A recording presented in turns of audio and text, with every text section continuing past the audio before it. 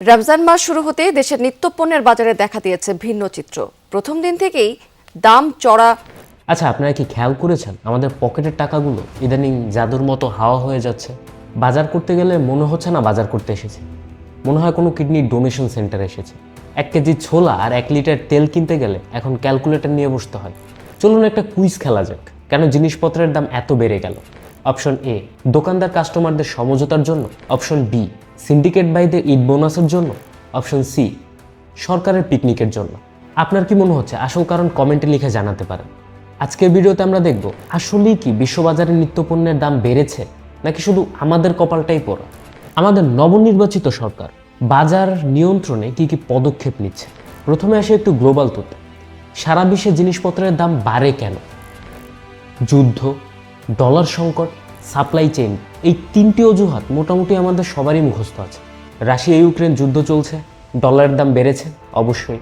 এখন প্রশ্ন হলো, আমরা কি এই সকল সমস্যা ফেস করছি? হ্যাঁ করছি। শুধু আমরা না, মোটামুটি পুরো বিশ্বই এই সেম সমস্যা ফেস করছে। পুরো বিশ্বে যখন তেলের দাম কমে যায়, আমাদের এখানে তখন সিস্টেম লস আর পরিবহন খরচ বেড়ে যায়। বিশ্ববাজারে কোনো পণ্যের দাম বাড়লে আমাদের এখানে সেই দাম বাড়ে তো রকেটের গতিতে, কিন্তু বিশ্ববাজারে যখন সেই দাম কমে যায় আমাদের এখানে তখন কমে কচ্ছপের গতিতে। আর এটাই বাংলাদেশি ইকোনমিক সিস্টেম। এখন একটু ফ্ল্যাশব্যাকে যাই। গত মাসেও কিন্তু বাজার কিছুটা শান্ত ছিল, কিন্তু রমজান মাস আসার গন্ধ পেতে কি হলো দেখুন। যেই পেঁয়াজ জানুয়ারিতে ছিল 50 থেকে 60 টাকা, আজ তার দাম 70 টাকা। ইনস্ট্যান্ট 10 টাকা বেড়ে গেল। চিনি ছিল 120 টাকা, এখন 140 টাকা। এখন মিষ্টি খেতে গেলে উল্টো তেতো লাগছে।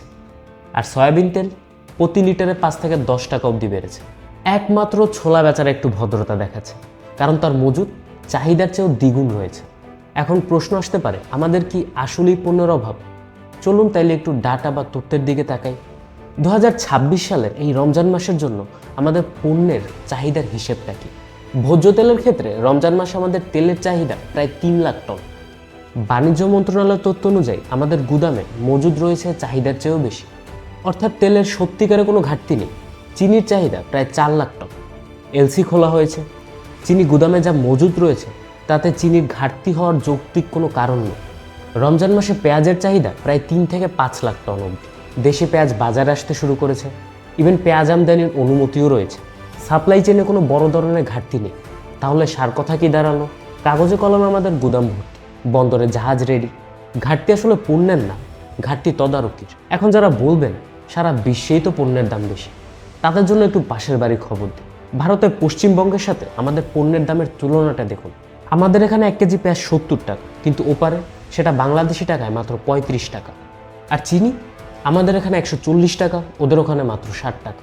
এখন কথা হচ্ছে, ওদের ওখানে কি যুদ্ধের কোনো প্রভাব নেই, নাকি ওদের ডলারের রং আলাদা? আসলে পার্থক্যটা হচ্ছে ইচ্ছা শক্তিতে।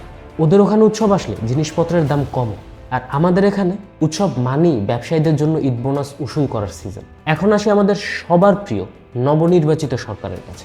ভাইরে, নির্বাচনের আগে এত প্রতিশ্রুতি, বাজার সিন্ডিকেট ভেঙে দেব, চাঁদাবাজি বন্ধ করে দেব, কিন্তু এখন অবস্থা দেখে মনে হচ্ছে চাঁদাবাজ আর সিন্ডিকেটরা সরকারের চেয়েও বেশি পাওয়ারফুল। রাস্তায় পণ্যবাহী ট্রাক নামলেই মোড়ে মোড়ে যে সালামি দিতে হয়, সেই টাকা তো আর আকাশ থেকে আসে না, তাই না? সেই টাকা তো আপনার আমার পকেট থেকেই যায়। সরকার বলছে মজুদ পর্যাপ্ত। আরে ভাই, গুদামে পণ্য থাকলে কি হবে? সেগুলো তো সিন্ডিকেটের আলিবাবার গুহায় বন্দি, তাই না? আপনারা তো নির্বাচনও জিতেছেন, এবার তাইলে একটু সিন্ডিকেটগুলোর সাথে কুস্তি খেলা দেখান। প্ল্যান তো অনেক হলো, এবার তাইলে একটু এক্সিকিউট করা যাক। শেষ কথা হলো, রমজান ত্যাগের মাস, কিন্তু আমাদের ব্যবসায়ীরা এটাকে টাকা হাতানো মাস বানিয়ে ফেলেছে। আর আমাদের প্রশাসন, তারা আছে গভীর পর্যবেক্ষণ। ওনারা পর্যবেক্ষণ করতে করতে রমজান মাস শেষ হয়ে যাবে, আর আমরা শুধু পানি দিয়ে ইফতারি করব। তাই আমি রিকোয়েস্ট করব, ভিডিওটি শেয়ার করুন, যাতে সরকারের কান অবধি এই বার্তা পৌঁছায় যে আমরা শুধু ভোট দিতে জানি না, পকেটে টান পড়লে চিল্লাতেও জানি।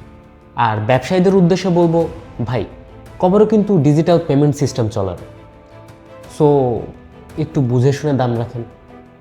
দেখা হচ্ছে নেক্সট নতুন কোনো ভিডিওতে। ততক্ষণ পর্যন্ত নিজের পকেট সাবধানে রাখুন। Stay aware, stay curious. I hope আজকে ভিডিওটি এনজয় করেছেন। যদি ভিডিওটি ভালো লেগে থাকে তাহলে প্লিজ ভিডিওটিতে একটি লাইক দিয়ে দিন। আর চ্যানেলে নতুন হয়ে থাকলে আমি রিকোয়েস্ট করবো, প্লিজ চ্যানেলটি সাবস্ক্রাইব করে ফেলুন।